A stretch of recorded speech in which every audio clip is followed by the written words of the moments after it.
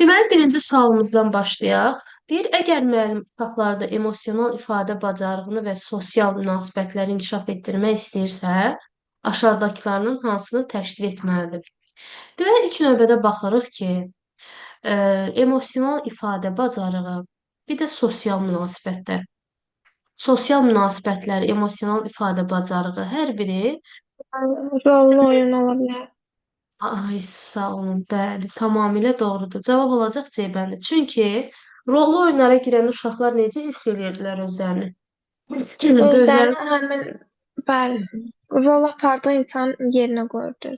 ay sağ olun, böyüklərin roluna girirdilər və onları təqlid edirdilər, həkimi, ananı, satıcını və bu vasitə ilə də uşaqlarda emosional ifadə bacarığı və sosial münasibətlərin inkişaf yoludur. Ona görə birincidə cavabımız olacaq C bəndi. İkinci suala baxaq. 5 yaşlı Murad əlini burnuna aparıb digər uşaqları narahat edir. Müəllim onu kənara çəkərək bu hərəkətin ədəbsizlik olduğunu deyir. Bu yanaşmanın hansı prinsipi pozulmuşdur? A-da deyir ki, açıq ünsiyyətin təmin olunması. B-də deyir ki, qaydaların uşaqla birlikdə hazırlanması. C-də deyir ki, təkrarlanan davranışlara dözümsüzlük. D-də deyir ki, mədəni davranışın tərbiyəsində alçaldıcı yanaşmanın olmaması. Y-də də deyir ki, valideynlə əlaqəli davranışın izahının verilməsi. Deməli, Muradın elədiyi hərəkəti müəllim ədəbsizlik olaraq adlandırır, amma onu kənara çəkərək deyir bunu. O zaman sizcə bu yanaşmanın hansı prinsipi pozulmuşdur? Daha doğrusu burada pozulmamışdır, olmalı, çapda səhv var. Pozulmamışdır. Sizcə hansına aid olar? Iı,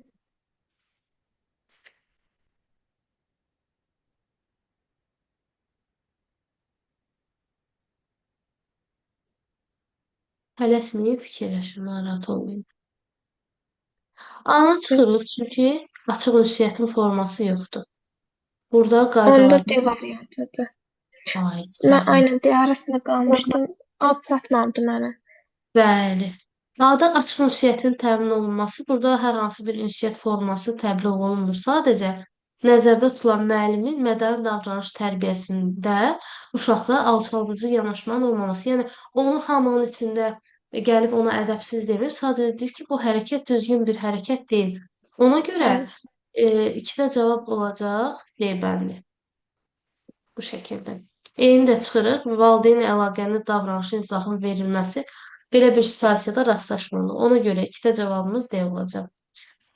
Hı -hı. Daha sonra bir dəqiqə ekran balacalaşdı, rahat görün.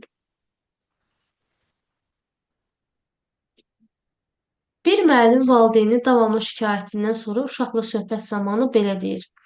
Anan deyir ki, sən evdə də sözə qulaq asmırsan. Burada da belə etsən, mən də sənə çox əsəbləşəcəm. Deməli, burada bir situasiya odur ki, müəllimlə valideyn danışır və e, valideynin dediyi sözdən qənaətə gələrək belə düşünür ki, anan deyir ki, sən evdə sözə qulaq asmırsan. Burada da belə etsən, mən sənə çox əsəbləşəcəm. Üçdə deyir ki, bu ünsiyyət forması hansı səbəbdən səhv hesab olunur? A-da deyir, müəllim uşağı qorxudaraq sözə qulaq asdırmaq istəyir. Sizcə bu doğru yanaşmadır, yoxsa yanlış?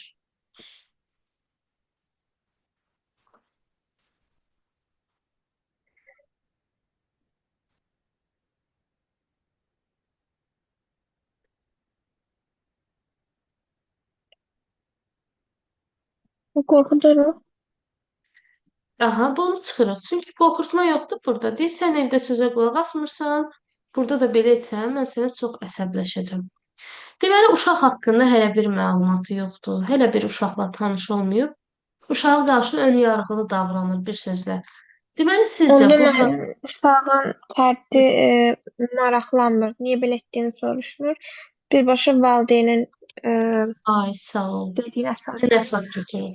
Bəli, birinci növbədə bəlkə ola bilər səhv uşaqda deyil, valideyn həddindən artıq çox nəzarətçi valideyndir, uşağı sıxır və ya onların ünsiyyəti düzgün gəlmir, amma burada məsələn müəllimin rolu ondan ibarətdir ki, uşağın fərdi ehtiyacını nəzərə alsın. Sadəcə valideynin fikrini əsas götürməsin. Düzdür, valideynin fikrini də əsas götürmək vacibdir, amma məsələ bundan ibarətdir ki, uşağı tanımalıdır, diaqnostik ilkin Bəli. qiymətləndirmə aparmalıdır. Ona görə də C-də müəllim yanlış addım atır. Bu uyğun gəlmir. Deyir, müəllim valideyn özünü eyni səviyyədə tutmaq istəyir. Burada hər hansı elə bir situasiya yoxdur. Açıq şəkildə təhqirdən söhbət getmir. Sadəcə valideynin sözünü təsdiqləyir, yanlışdır. Yəni, burada daha doğrusu, yəni səhv yanaşma müəllimin ən çox uyğun gələn variant müəllim uşağın fərdi ehtiyacını deyil, yalnız valideynin fikrini əsas götürür. Ona görə üstə cavabımız olacaq C bəndi. Dördə baxaq. Sevda qrup məşğələsində müəllimə yaxınlaşıb deyir, mən bu şəkli sənə çəkmişəm, çünki səni çox sevirəm. Sevda sonra müəllimin yanında oturmaq istəyir və onun diqqətini paylaşmağa çalışır. Bu davranış onun hansı tələbatının siqnalıdır? Nə edir? Müəllimin yanında oturur, çəkdiyi şəkli müəllimə göstərir, onu sevdiyini deyir. Daha sonra isə müəllimin yanında oturaraq diqqətini paylaşmağa çalışır. Bu davranış onun hansı tələbatının siqnalıdır? Yalnız rəsm Müəllimə çəkmək. asıl olan sevgisini göstərib və diqqətini cəlb edir müəllim. Ay, sağ ol. Tamamilə doğrudur. Olacaq burada cavabımız C-bədir. Yaxınlıq Bəli. qurmaq istəyən, emosional tələbat və diqqəti olan ehtiyac. 4-də C-bədir. Testlər necədir? Çətin deyil ki, biraz məntiqi Bir, situasiyalardır, imtahan tipli. 5-cidə bir, aşağıda 3 fərqli uşaq təqdim olunub. 3 fərqli uşaq deyəndə, yəni nəzərdə tutulan uşaqların yaş dövrləridir. 2 yaşlı Zaur, 4 yaşlı Asil, 6 yaşlı Murad. Bu uşaqların fəaliyyətinə aid biz uyğunlaşdırmalıyıq. İndi gəlin baxaq. Bir ki, məsələn, əşyaları bir-birinin içindən keçirmək. Bu sizcə 2 yaşlıya aid olar, 4 yaşlıya, yoxsa 6 yaşlıya? dəqiq.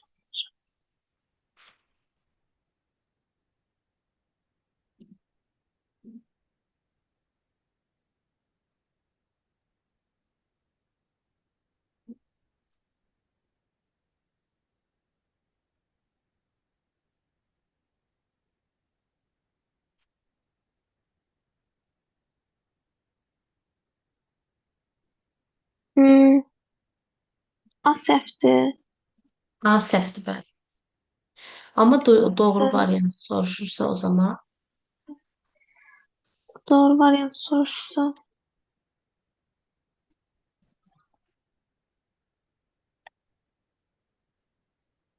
B variantı olar. Bəli. Əşyaları bir-birinin içindən keçirmək 2 yaşa aiddir. Şəkilləri ardıcıllıqla düzəltmək 4 yaşa aiddir. Suallar əsasında nəticə çıxarmaq da neçə yaşa aid olar? 6 yaşa. Deməli, Altı. əşyaları bəli, bir-birinin içindən keçirdirsə 2 yaşlı Zaurdur. Şəkilləri ardıcıllıqla düzəldirsə 4 yaşlı Ayseldir. Suallar əsasında nəticə çıxardırsa 6 yaşlı Muraddır. Bəli. Aha. Hmm. 6-cı. Məktəbəqədər qrupda müəllim uşaqlara deyir ki, sabah sinifə müştəri gələcək və hər uşaq hazırladığı məhsulu təqdim edərək onu satsın. Uşaqların bəziləri oyuncaqlar, digərləri kitab və ya qida məhsulu hazırlayacaq. 6 yaşlı Zəhra oyuncaqlardan kukla düzəldir. Onun üçün vizit kart, reklam cümləsi yazır. Digər uşaqlarla rol bölgüsü edir. Təlim zamanı müştərinin sualına cavab verir. Ancaq hazırlıq zamanı dostu ilə fikir ayrılığı yaşayır. Tibb bir kürsüdə oturur. Bir müddət sonra qayıdıb üzr istəyir və fəaliyyətdə davam edir. Bircə dəqiqə bu ekranı balacalaşdırın. Belə olanı görə bilirsiniz. Bəli, görə bilirəm. Aha, istəyirsiniz şərti bir dəfə də oxuyun. Hı.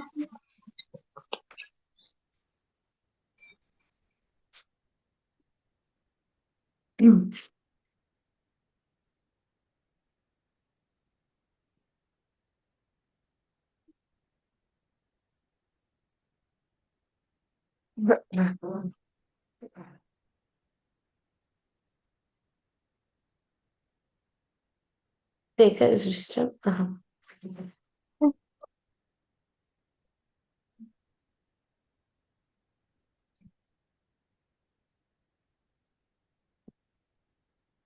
Burada Zəhra küçük incəyirdi. Aha, yəni Zəhranın davranışına bəhs edirsə əgər, bu variantlardan hansına uyğun gələr? Hmm. D variantı. Bəli, D idraki ilə D-nin sosial, arasında qalmışam. bəli, idraki, sosial, iradi, planlı düşünmə, bir də konfliktin həlli. Konfliktin həlli nə deməkdir? Problemin aradakı olan problemin həlli. Ay Tapın. sağ ol. Tamamilə doğru. Bir dəqiqə Arzu xanım. Mən üzr sayın, bir dəqiqəlik.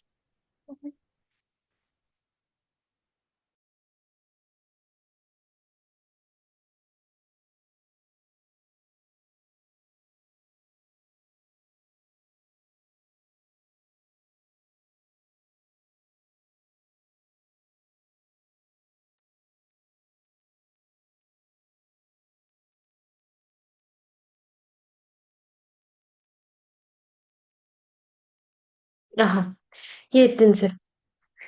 Məktəbəqədər qrupda müəllim uşaqlara yeni material təqdim edir. Bir qrup uşaqlar Montessori prinsiplərinə uyğun olaraq sərbəst fəaliyyətlə məşğuldurlar.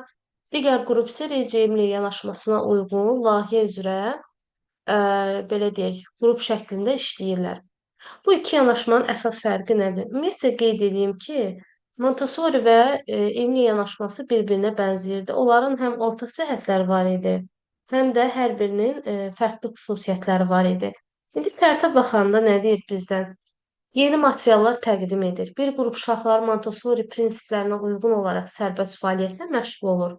Digərləri isə e, qrup ilə, yəni Reggio Emilia yanaşmasına uyğun layihə üzərində qrup şəklində işləyirlər. İndi baxaq variantlara. A-da deyir ki, Montessori yanaşmasında müəllim uşaqlara bütün cavabları verir, Reggio Emilia'da isə sərbəst buraxır. Bir dəqiqə, hə. Montessori fərdi fəaliyyət praktik bacarıqlar üzərində qurulur. Reggio Emilia isə sosial qarşılıqlı əlaqə layihə əsasında öyrənməyə üstünlük verir. Reggio Emilia yalnız açıq havada fəaliyyətləri əhatə edir. Montessori isə yalnız sinifdədir. Daha sonra qeyd edir ki, Montessori yanaşmasında uşaqlar mütləq qrupda fəaliyyət göstərir. Reggio Emilia'da isə tək-tək işləməyə üstünlük verirlər. Hər iki yanaşmada uşaqlarda, yəni heç birinə nəzarət yoxdur, tam sərbəstlik var. İndi şərtimizə yenə qayıtsaq, görürük ki, materiallardan bəhs edir. Əgər materiallardan bəhs edirsə, sərbəst fəaliyyətdən bəhs edirsə, layihə əsaslı öyrənməkdən bəhs edirsə, bu zaman hansı yanaşmaya aid olar sizcə?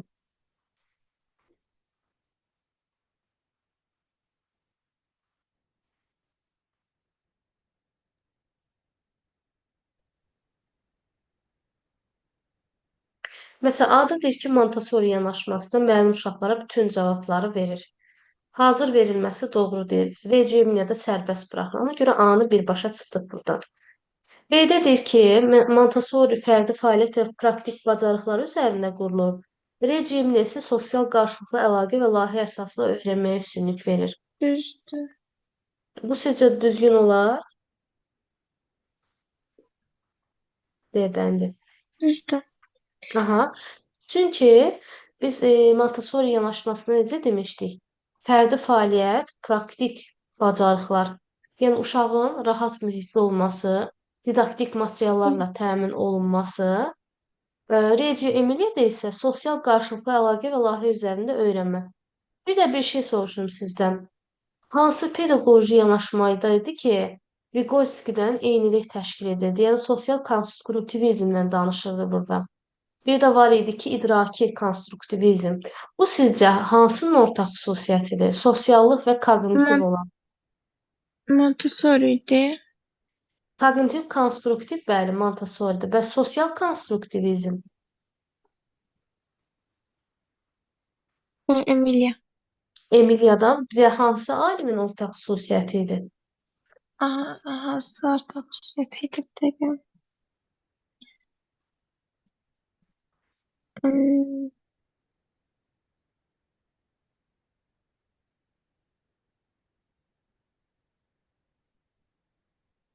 Gardner idi. Yox, Vygotsky. Sosial konstruktivizm Vygotsky'dən Emilia'nın, yəni ortaq xüsusiyyəti kimi götürülürdü. Kognitiv konstruktivizm isə Piaget'dən Montessori. Çünki idraki, riyazi məsələlər həm Montessori'də var idi, həm də Piaget də var idi. Və burada B doğru götürüləcək. Çünki deyir ki, Montessori fərdi fəaliyyəti praktik bacarıqlar üzərində qurulur. Reggio Emilia isə sosial qarşı, baxın, sosiallıq sözü görən kimi biz aid edəcəyik hansına? Təbii ki, Emilia. bəli, Emilia'ya aid olur. Doğrudur. 8-ci. Reggio Emilia təlim sisteminə görə layihə əsaslı öyrənmənin əsas qaydalarından biri aşağıdakılardır. Daha doğrusu aşağıdakılardan hansıdır? Layihə müddətində uşaqlar yalnız müəllimin verdiyi suallara cavab verir. Ümumiyyətcə, sadəcə uşaqların müəllim verdiyi suallara cavab verməsi düzgün hesab olunur.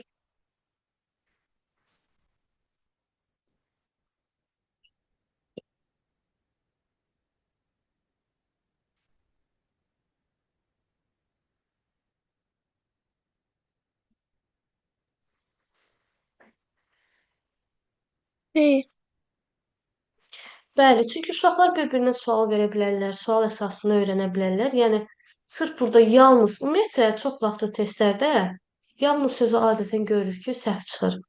Hamısında deyil, yəni uşaqlar 80 bir-biri ilə də müzakirə aparırlar. bəli, tamamilə doğrudur. Ona görə anı çıxaq ki, digər variantları tapmaq asan da olsun bizim üçün.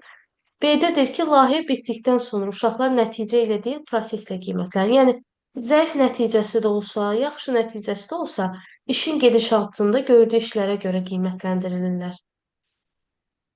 Bəli, Ay, sağ olun. O zaman biz hansı variantı götürərik? B variantı. Bəli, doğru olan B olacaq. C-dədir ki, Aha, hər bir layihə yalnız yazılı şəkildə tamamlanır. Hər bir sözü yanlışdır. Niyə yazılı şəkildə olsun? Axı şifahi şəkildə də ola bilər. Və deyir, uşaqlar bir-birindən təcrid olunmuş şəkildə fərdi işləməlidir. Həmişə nə deyirik? Ümumi kollektivə D. daha çox üstünlük verilir. Ona görə D-ni də çıxırıq buradan, C-ni də çıxırıq. Valideynlər layihə prosesinə müdaxilə etməməlidir. Müəyyən qədər müdaxilə edə bilər. Ona görə etməməli sözü yanlışdır. 8-də cavab olacaq hansı variant? B variantı. 9-a baxırıq indi. Deyir ki, Montessori materialı olan qırmızı çubuqlarla işləyən uşaq uzunluqları müqayisə edir, sıralayır və eyni zamanda barmaqları ilə, baxın, açar sözümüz barmaqlarıdır. Barmaqları ilə ölçür. Bu məşğələ hansı sahəyə aid sayıla bilər? Im,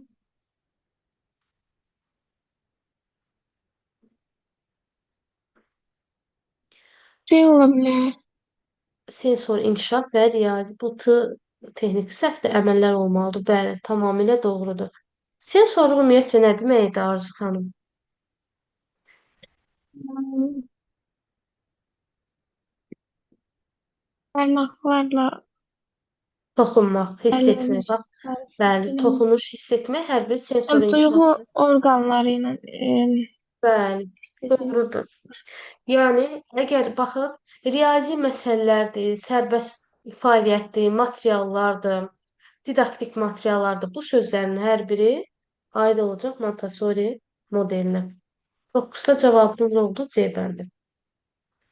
İndi aşağıda düzdür bir Freybeli keçməmişik. Amma Aha, bacardığımız qədər çalışaq ki, uyğunlaşdıraq. Deyir ki, taxta kuklalar, pastel tonlu otaq. Yəni bu yanaşmada oyun əsaslı öyrənmədir. Uşaqların belə bir ipucu verim ki, texnologiyadan uzaq oyun əsaslı öyrənməsinə əsaslanır. baxdıqları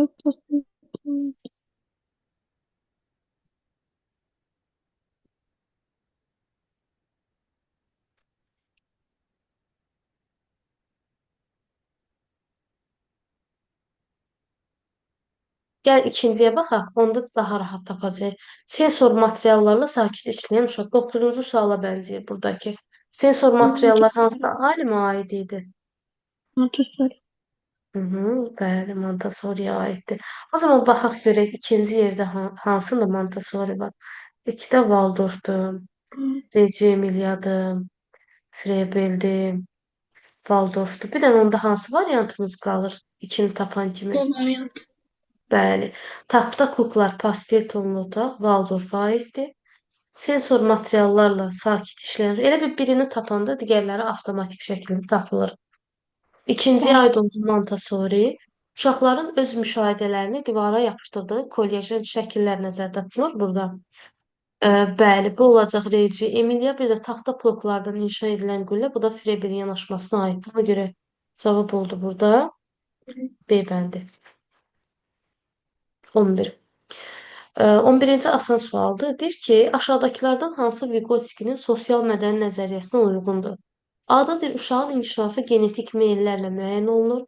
Uşaq təlimi passiv şəkildə tək başına qavrayır. C. İnkişaf sosial qarşılıqlı əlaqə fəaliyyət nəticəsində baş verir. Uşaqlar yalnız müəllimin təzyiqi ilə öyrənirlər. Y. Yaddaş əsas inkişaf mexanizmidir. Ümumiyyətcə, həmişə baxın, bu D variantındakı cümlələr səhvdir. Müəllimin təzyiqi ilə öyrənmək. Bu doğru bir yanaşma deyil. Uşaqlar mövzuları sevərək öyrənməlidir, sevərək qavramalıdır. Təzyiq sözü varsa, müəllimin təzyiqi ilə öyrənilən məlumat, yəni düzgün deyil. Ona görə hər zaman belə tipli testlərdə yəni çıxmaq lazımdır. Digərlərinə baxırıq. Deyir, genetik meyllərlə müəyyən olunur. Genetik meyllərlə müəyyən olunmur. Passiv şəkildə tək başına qavrayır. Passiv yox, aktiv olmalıdır. D Yaddaş əsas, variantı olan bəli, sosial sözünü sosial, bildim. bəli, sosial qarşılıqlı əlaqə varsa, bu Vygotsky aiddir. Yəni, Vygotskyinin nəzəriyyəsini xatırlayaq, nələr var idi? Yaxın inkişaf zonası, sosial Bəli, münasibətlər, bəli, ailə, Golding strategiyası falan. ailə, mühit, cəmiyyət. Bunların hər biri hansında idi? Vygotsky'də idi. Bəs Arzu xanım, hansı yanaşmada idi ki, koqnitiv inkişaf nəzəriyyəsi uşaqların sensomotor hissi hərəki mərhələsi əsas götürülürdü? Necə?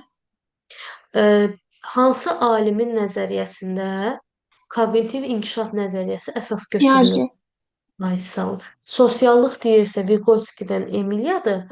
Koqnitiv deyirsə deməli Piagetdən Montessori olacaq. 11-də cavabımız oldu C bəndi.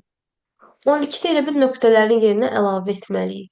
Məlumatların təhlili və nəticələrinin çıxarılma prosesidir. Yəni bir növ qiymətləndirmə nəzərdə tutulur. Nəticələr. Dəyərləndirmə. Ay sağ olun. Olacaq cavabımız 12-də B bəndi.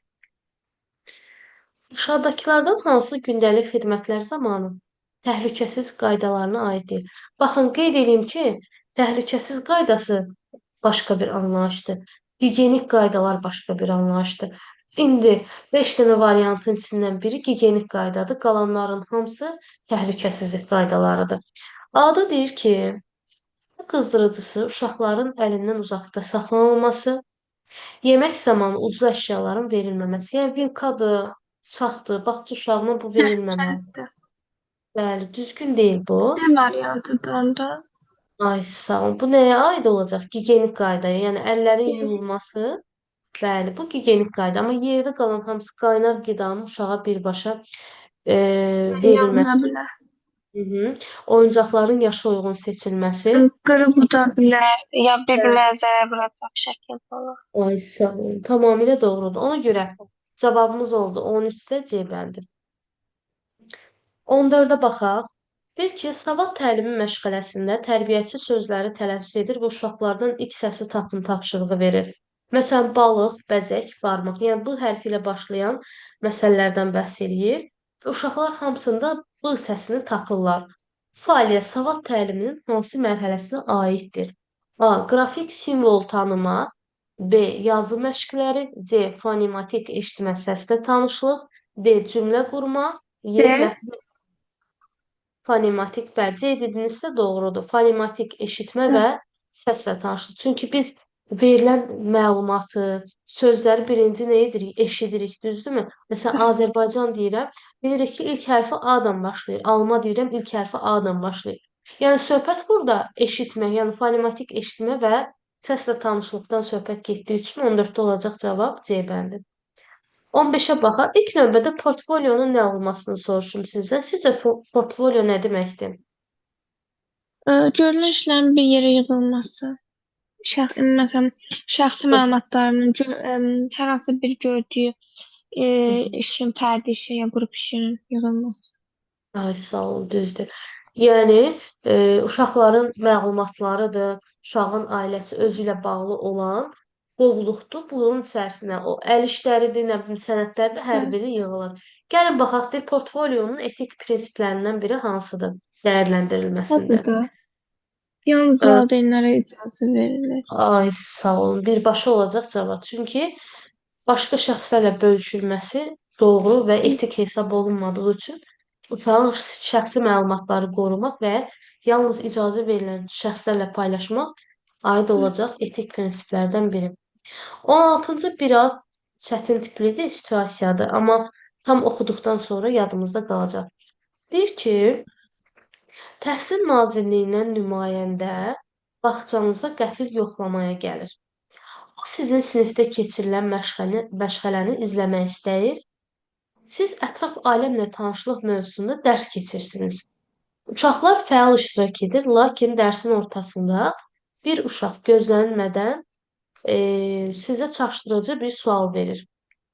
Siz uşağı incitmədən onun sualını yumşaq şəkildə dərsin məzmununu uyğunlaşdırırsınız.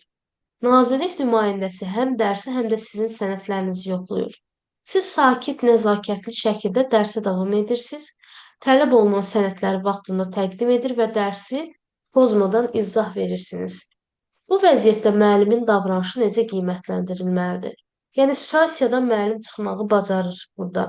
Uşaq sual Çətin verir. andan çıxa Hı hı, bilir. bəli. Bu variantlara baxaq. A-da deyir ki, neçənci sual idi bu? 16, hə. Müəllim çətin 16. bəli, çətin suallardan yayınaraq uşağı cavablandırmamış, bununla da öyrənməyə mane olmuşdur. Səhvlə B-də deyir ki, cavablandırır. A-nı Necə çıxdı. səhvdir? Bəli.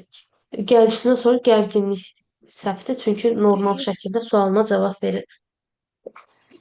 C-də deyir, müəllim sualı cavablandırsa da, dərs planından çıxmış və məqsəddən yayınmışdır. Məqsəddən yayınmayıb. D. İndi D D-dən yenilir. variantı. Bəli, tamamilə doğrudur.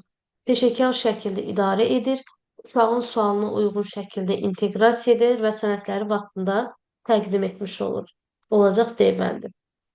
17-yə baxaq.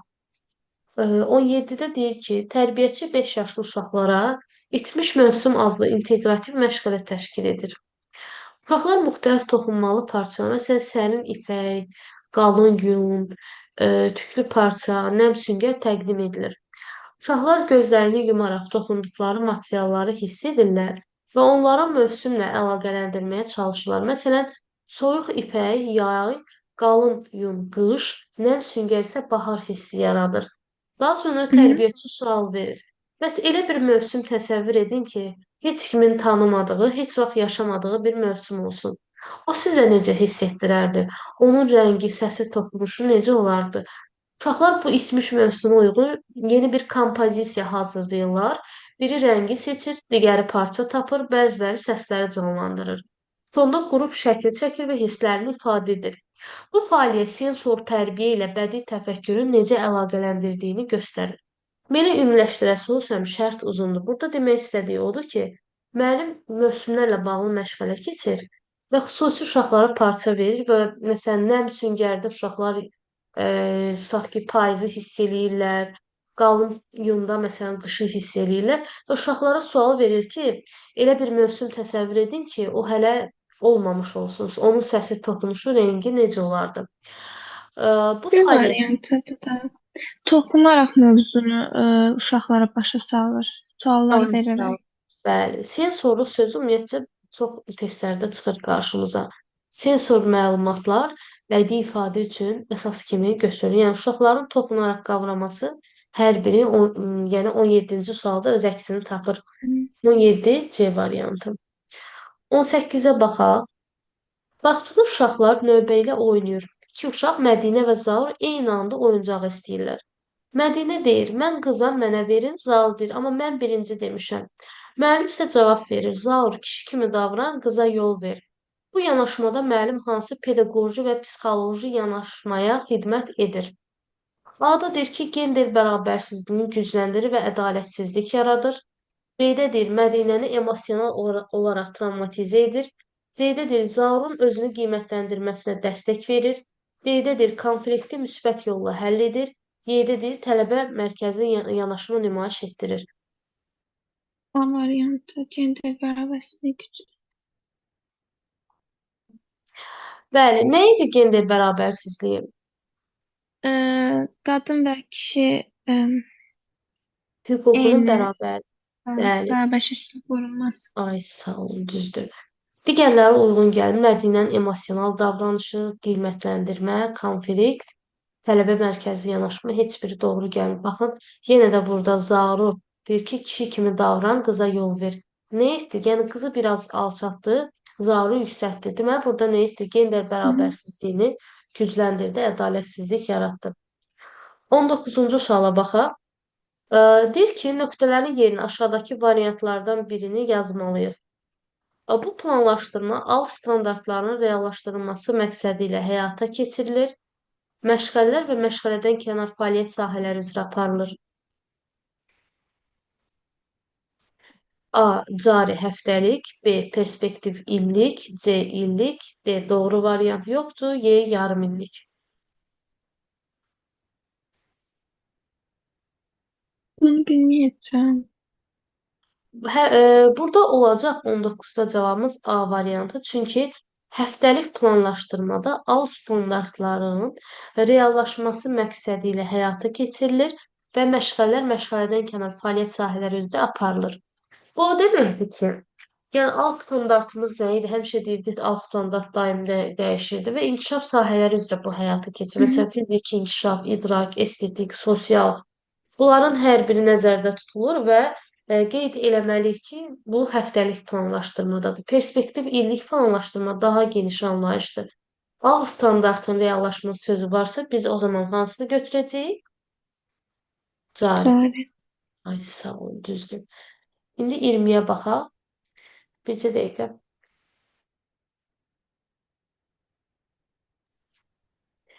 Aşağıdakı mərhələləri izlə və nəticəyə əsasən cavab ver. Uşaq kənardan müşahidə edir. Obyekti hiss edərək tanıyır, bu obyekti adlandırır. Obyekti digər əşyalarla müqayisə edir. Baxın, ən böyük açar sözümüz müqayisə etməkdir. Gəlin baxaq. Bu mərhələlər aşağıdakılardan hansının inkişafına xidmət edir? A. Tənqidi düşüncə, B. Nitqin formalaşması, C. Riyazi təfəkkür, ətraf aləmə maraq, Y. Təfəkkür və qavrayış.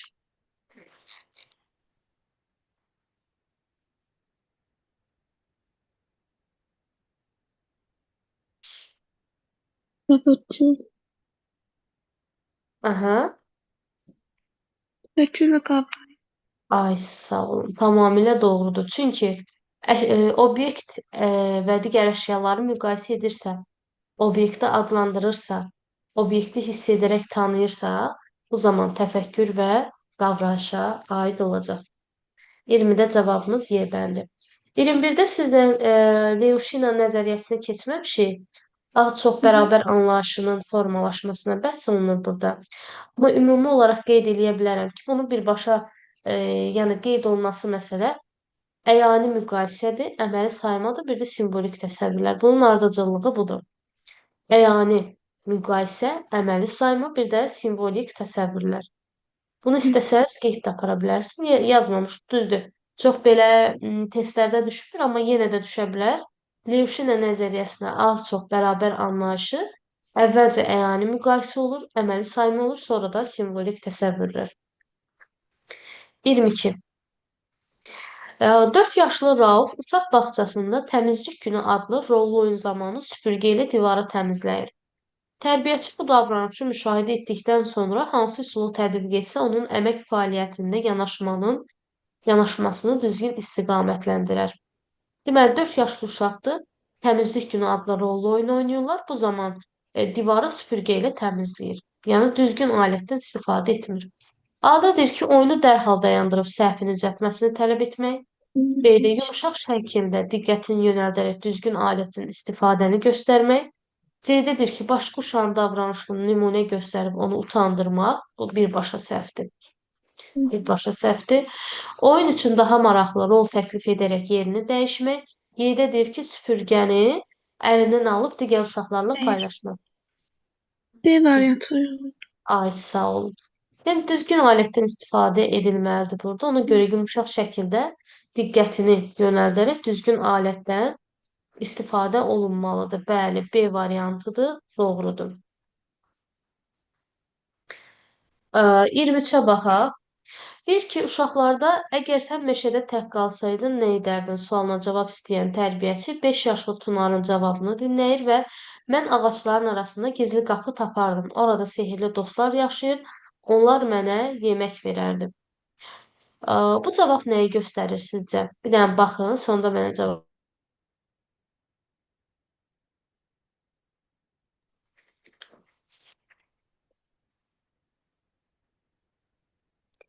Hansı pis prosesdə idi ki, biz deyirdik nağıl danışır, nağılı yarımçıq saxlayırdı və arxasına özü gətirirdi. Öz fantaziyasına, öz xəyali aləmindən nəyisə əlavə edirdi. Təxəyyül. Ay, sağ olun. Və sonra hansına aid olar?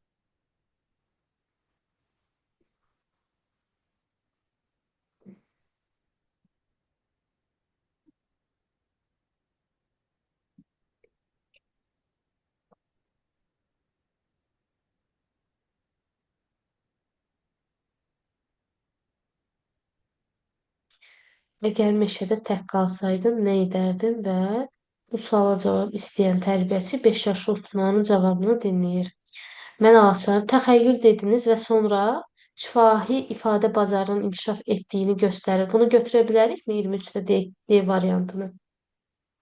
Ben Ay, sağ olun. Cavabımız olacaq 23-də B bəndi. Çünki təxəyyül evet. odur ki, uşaqların özünün yaradıcılığına nəyisə əlavə edirlər. Özlərinin həm xarici aləmi, daxili aləmi üzə çıxmış olur. Bu da təxəyyüldür. Bir var təfəkkür, idrakin inkişafıdır. Hı Bir hı. də var təxəyyül. 24-də tərbiyəçi kimin səsi adlı didaktik oyunda səsləri tanıma bacarığını yoxlayır. Səsləndirdiyi heyvan səslərinə uyğun uşaqlar heyvanın adını tapır və onu necə tanıdıqlarını izah edirlər.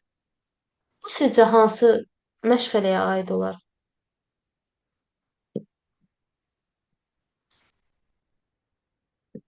Etraf alemle tanıştım. Ay, sağ olun. Canlılardır, təbiətdir, meyvələrdir, ətraf aləmə aid olan ağaclardır, nə bilim, hər bir şey ətraf aləmlə tanışlığa aiddir. Burada heyvanların səslərinə uyğun heyvan adını tapırlar. Təbii ki, hansına uyğun? Musiqi deyil, sağlamlıq təhlükəsizlik məşğələ deyil, ümumiyyətcə riyaziyyat təsviri fəaliyyət deyil, ətraf aləmlə tanışlıq olacaq. Doğru variantımız 24-də B bəndi. 25-ə baxaq. Deyir, Leyla məktəbə qədər otağında yerləşən oyun guşəsində müxtəlif teksturalı və rəngli materiallarla oynayır. O əllərində fərqli səthlərə toxundurur, yumşaq və sərt oyuncaqları əzələyir, müxtəlif formalı daşları əlində tutur, hərəkət etdirir, sürünür və yerə yayılan müxtəlif rəngli topu yenidən atır. Uşaq öz hisslərini motor hərəkətləri vasitəsilə ətraf aləmi kəşf edir. Yeni təcrübələr toplayır, həmçinin oyun zamanı hərəkətlərini təkrarlayaraq koordinasiyasını inkişaf etdirir. Sizcə söhbət hansı oyunun növündən gedir? Sonuçta Ay, sağ ol. Olacaq 25-də B bəndi. Zonun vaxtı tamam oldu. İndi sizi WhatsApp-dan yığıram, davam edək. oldu.